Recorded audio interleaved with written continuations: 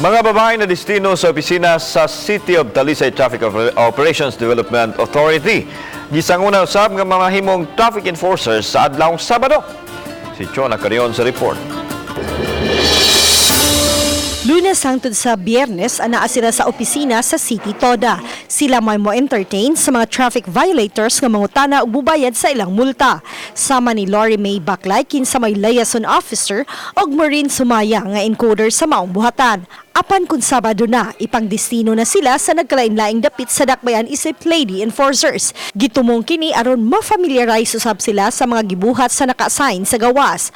Ang City Toda adunay 135 ka mga sakop, di na po niini mga lady enforcers. Kung lalaki lang good ma'am kay ka ng mura sila mag-clash kay dili kay masabot ang dinakpan, pero kung kami katong pagdakop namo kay mukatawa man jud primero ma'am kay ma-shock sila nga kami nga nanakop inana gananya. Baan mi kay first time ba namin mo encounter og ingana ba madakpan din.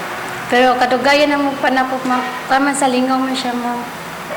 Sabi imuhang ka-encounter na tao kay pasabto nimo sa iyang violation.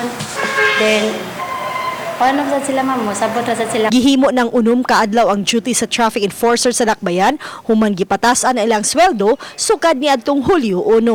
Uban ni Marlon Melgazo, Chona Carion, Balitang Bisdak.